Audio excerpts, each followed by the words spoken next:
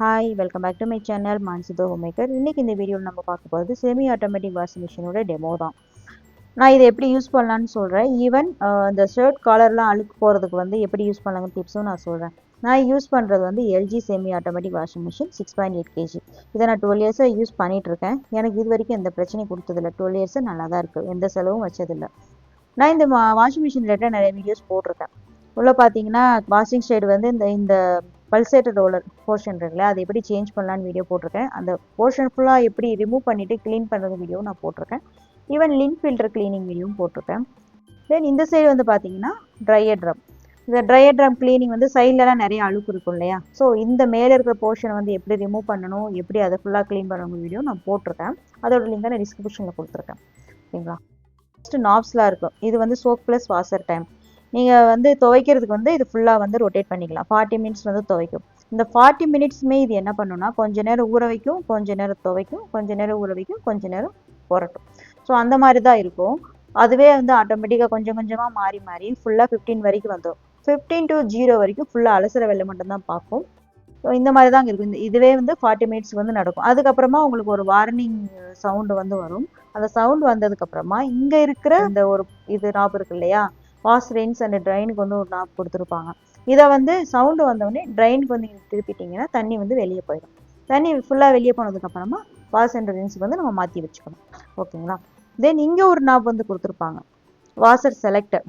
நம்ம வந்து எந்த மாதிரி ட்ரெஸ்லாம் துவைக்கிறோம், எந்த மாதிரி நமக்கு துவைச்சி கொடுக்கணுங்கிறது வந்து நம்ம டிசைட் பண்ணிக்கலாம்.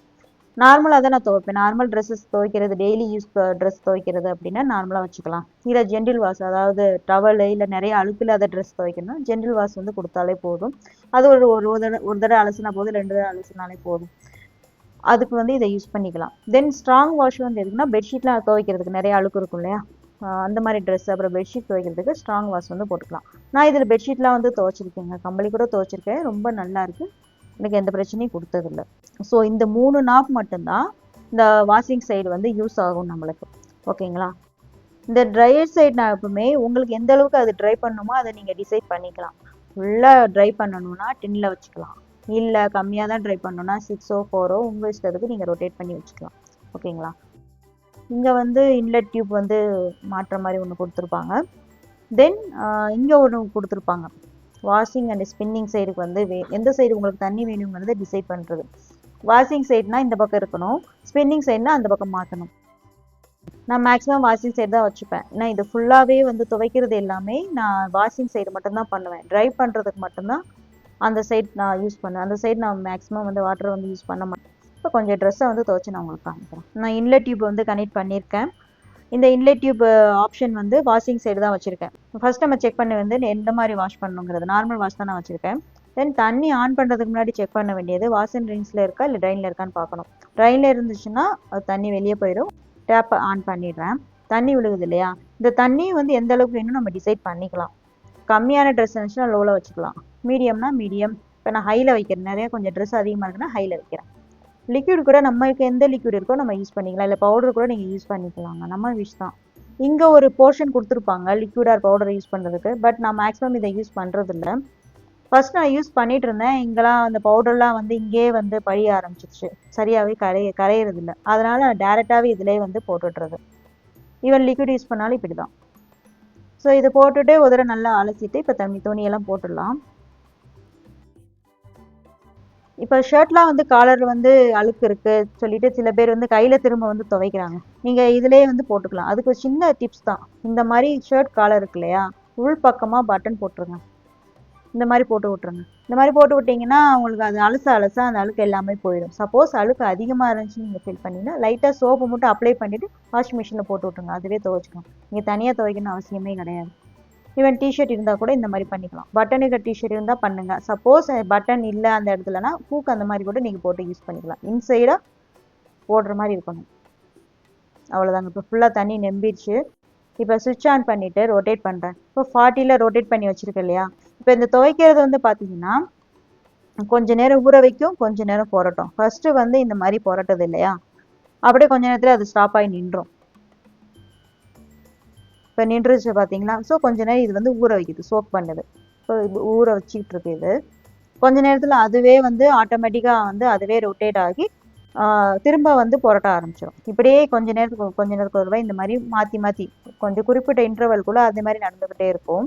15 வரைக்கும் அந்த மாதிரி ப்ராசஸ் வந்து நடக்கும்.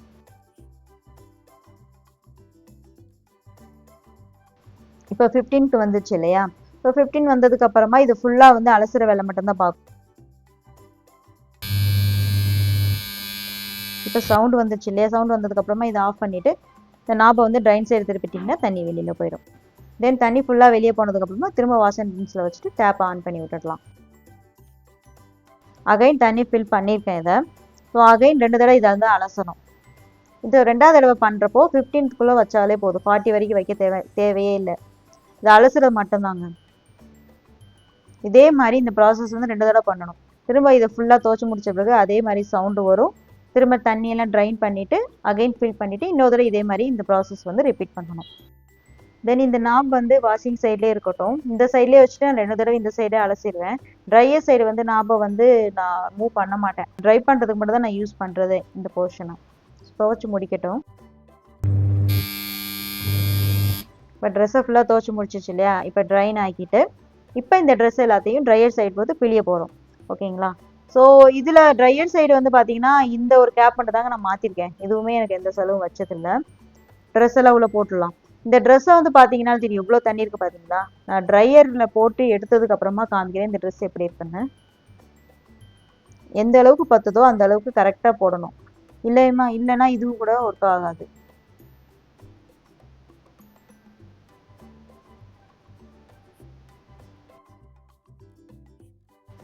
இப்போ ஃபுல்லாக க்ளோஸ் பண்ணிவிட்டு இந்த நாப் இருக்கு இல்லையா? ஃபுல்லாக திருப்பி விட்டுடுறேன். இப்போ ஃபுல்லாக ரொட்டேட் ஆகட்டும். நான் இப்போ ஃபுல்லாக முடிஞ்சிடுச்சு இல்லையா? இப்போ இதை ஓப்பன் பண்ணிடுறேன்.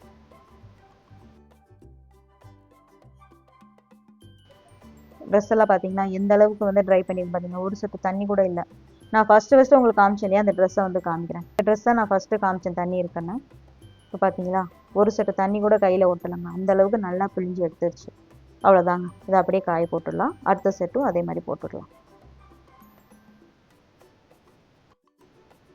அகைன் 10 வரைக்கும் வச்சிடுறேன். அவ்வளோதாங்க. நான் இதுதான் வாஷ் பண்ணுற மெத்தட் வந்து இதுதான். உங்களுக்கு இந்த டெமோ வீடியோ யூஸ்ஃபுல்லாக இருக்கும்னு நினைக்கிறேன். உங்களுக்கு இந்த வீடியோ பிடிச்சிருந்துச்சுன்னா உங்கள் ஃப்ரெண்ட்ஸுக்கும் ஷேர் பண்ணுங்கள். அப்டேட்டிங் வீடியோஸ்க்கு சேனலை சப்ஸ்கிரைப் பண்ணாத சப்ஸ்கிரைப் பண்ணிக்கோங்க. தேங்க்யூ.